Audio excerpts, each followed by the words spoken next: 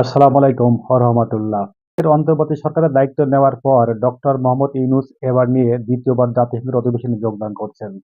আপনারা ইতিমধ্যে জানতে পেরেছেন আগামী ২১শে সেপ্টেম্বর তিনি বাংলাদেশ বিমানে ফ্লাইটে আমেরিকার উদ্দেশ্যে রওনা দেবেন এবং ২২শে সেপ্টেম্বর তিনি আমেরিকায় অবতরণ করবেন। ২৬শে অক্টোবর জাতিসংঘের অধিবেশনে যোগদান করে তিনি ভাষণ দিবেন। এখন নানা মহলে প্রশ্ন উঠেছে, ডক্টর মোহাম্মদ ইউনূসের রাষ্ট্রীয় সফরে কেন রাজনৈতিক দলের নেতারা যাচ্ছেন তার সাথে?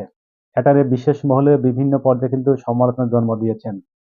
এ বিষয়ে তৌহিদ হোসেন বলেন, জুলাই আন্দোলনে যে সমস্ত রাজনৈতিক দলের নেতারা একত্রিত ছিলেন বা একসাথে এই সরকারের বিরুদ্ধে আন্দোলন করেছিলেন, ঠিক তারাই প্রধান উপদেষ্টার শপথসঙ্গী হয়েছেন।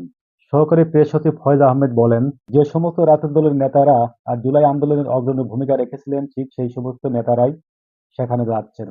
এ বিষয়ে তাকে আরো প্রশ্ন করা হয়, তাহলে কি এই দলগুলোই কি জুলাই আন্দোলনে অগ্রণী ভূমিকা রেখেছিল? বাকি দলগুলো কোথায়? তিনি বলেন, আগামী সরকারে যারা অংশগ্রহণ থাকবে বা আগামী সরকারে যারা থাকবে তাদেরকে প্রাধান্য দেওয়া হয়েছে। বিভিন্ন রাজনৈতিক মহলে চাউর হয়ে উঠেছে ডক্টর মোহাম্মদ ইউনূস সবাইকে খুশি রাখার জন্যই হয়তো আগামী অধিবেশনে এই রাজনৈতিক দলের নেতাদের নিয়ে যাচ্ছেন। এছাড়াও আপনারা জানেন যে আওয়ামী লীগের নেতাকর্মীরা তাকে প্রতিরোধ করার জন্য প্রস্তুতি নিচ্ছে। সেক্ষেত্রে হয়তো বিএনপি বা জামাতের নেতাকর্মীরা নিচ্ছেন। যাতে করে যুক্তরাষ্ট্রে বসবাসরত আওয়ামী লীগ বিরোধী যে সমস্ত নেতাকর্মীরা আছে বিএনপি, জামাতের বা এনসিপির তারা যেন তাদের পাশে দাঁড়ায়। হয়তোবা এই রাজনৈতিক দলের নেতাগুলো তিনি নিয়ে যাচ্ছেন।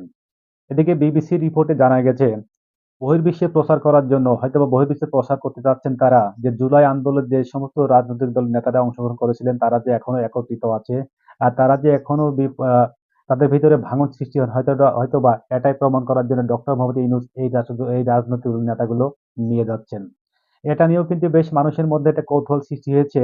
জাতিসংঘের অধিবেশনে রাষ্ট্রীয় সফরে কেন রাজনৈতিক দলের নেতারা যাবেন?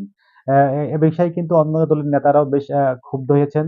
পরিশেষে রাজনৈতিক দলের বিশ্লেষকদের মতে জানা যায় হয়তোবা আমেরিকাতে গিয়ে ডক্টর ইউনূস প্রতিরোধের সম্মুখীন হতে পারেন। এজন্য হয়তোবা বিএনপি জামাতের নেতাকর্মীদের সহায়তা পাবার আশায় তিনি এই সমস্ত রাজনৈতিক দলের নেতাগুলো নিয়ে যাচ্ছেন। নানা জনের নানা মত বিভিন্ন বিশ্লেষকরা বিভিন্ন ধরনের মন্তব্য করে যাচ্ছেন।